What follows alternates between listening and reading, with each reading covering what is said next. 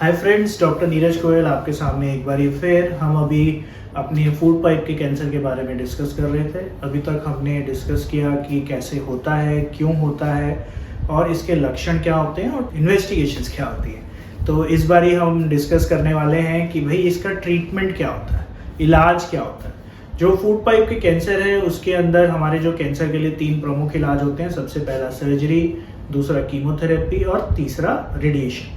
तो इन तीनों का ही फूड पाइप के कैंसर में बहुत बड़ा रोल है। तीनों आपस में मिलकर एक फूड पाइप के कैंसर का ट्रीटमेंट बनाते हैं।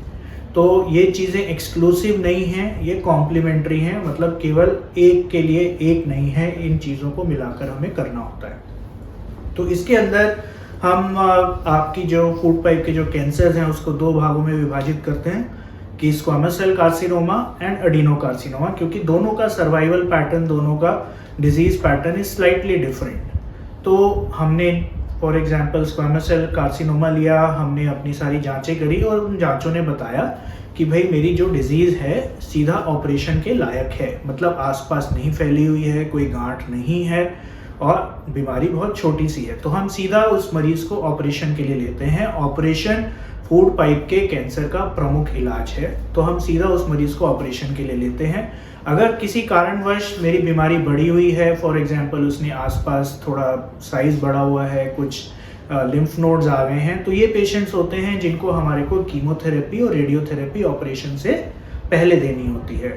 आपकी लगभग 5 हफ्ते की रेडियोथेरेपी चलती है और ये हर हफ्ते आपको कीमोथेरेपी दी जाती है।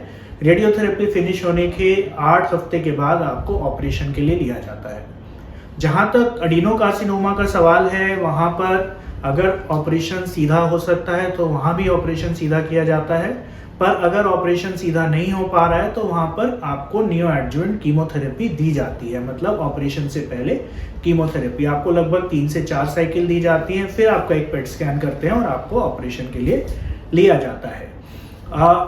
कुछ लोग एडिनोकार्सिनोमा में भी रेडिएशन को प्रिस्क्राइब करते हैं, कुछ लोग नहीं करते हैं, पर कीमोथेरेपी सफिशिएंट रहती है ऑपरेशन से पहले नियो एडजुवेंट ट्रीटमेंट के तौर पर।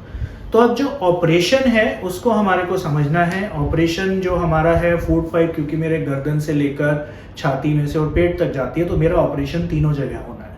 तो ये ऑपरेशन जब हम करते हैं तो उसके अंदर आपकी जो ट्यूमर की लोकेशन होती है उसका बड़ा इंपॉर्टेंट रोल होता है।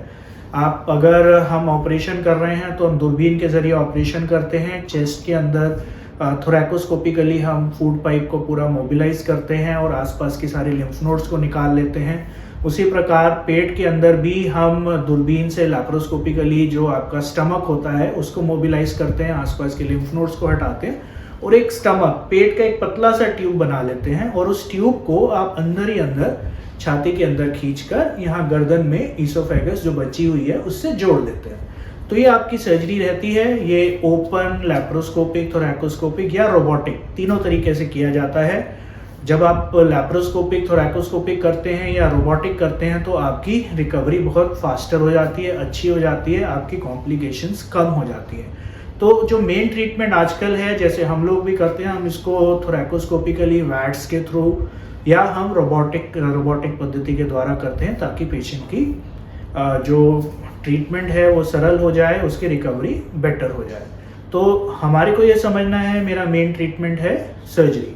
जब मेरी सर्जरी हो जाती है उसके बाद आपकी जो भी बायोप्सी रिपोर्ट आती है उस पर मेरा आगे का ट्रीटमेंट निर्भर करता है। अगर स्क्वामस सेल कार्सिनोमा है और हमारी बीमारी पूरी खत्म हो गई थी रेडिएशन कीमोथेरेपी के बाद, तो हम आगे आपको कोई कीमोथेरेपी नहीं देते हैं, अन्यथा कुछ बीमारी बची है तो कीमोथेरेपी दी जाती है। एडिनोकार्सिनोमा है तो आपको ऑपरेशन के बाद कीमोथेरेपी दी जाएगी। तो ये हमारा ट्रीटमेंट का प्लान रहता है, ट्रीटमेंट का प्रोटोकॉल रहता है। एक चीज़ मैं यहाँ पर और डिस्कस करना चाहूँगा कि कॉम्प्लिकेशंस ऑफ सर्जरी। जो अगर हम कॉम्प्लिकेशंस की बात कर रहे हैं, पहले हम जैसे थोरैकोटमी करते थे, हम पूरा एक बड़ा सा चीरा देते थे, तो हमारी जो कॉम्प्लिकेशंस होती थी वो बहुत ज़्यादा होती थी। निमोनिया हो गया, मेरी रिकवरी ठीक नहीं हुई, मैंने सांस अच्छे से नहीं लिया।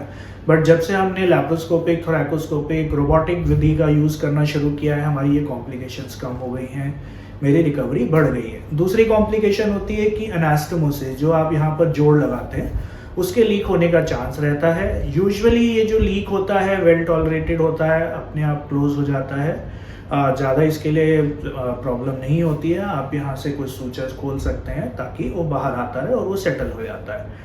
कभी कभी आपकी आवाज़ ऑपरेशन के बाद भर्रा जाती है क्योंकि जो आपकी बोलने की नस होती है उसको थोड़ा सा ट्रॉमा मिलता है वो, बट यूजुअली देखा गया है कि आने वाले थोड़े समय में धीरे धीरे वो ठीक हो जाती है। लगभग 90-95% केसेस में वो ठीक हो जाती है, बट कुछ केसेस में वो थोड़ी परमानेंट रह भी जाती है। इसके अलावा इन्फेक्शन, ब्लीडिंग तो किसी भी सर्जरी के साथ एसोसिएटेड है और ये प्रमुख कॉम्प्लिकेशंस हैं। कुल मिलाकर जब से वैट्स और रोबोटिक आया है, रोबोटिक सर्जरी आई है, हमारी जो रिकवरी है फास्टर हो गई है, सर्जरी का ईज भी बढ़ गया, मेरा विजन अच्छा हो जाता है और मेरे जो रिजल्ट्स हैं वो बढ़ गए हैं। कुल मिलाकर जब भी आपको फूड पाइप का कैंसर का पता चले तुरंत अपने सर्जन से मिलिए ताकि वो आपके ट्रीटमेंट प्लान आगे कर पाए। Thank you.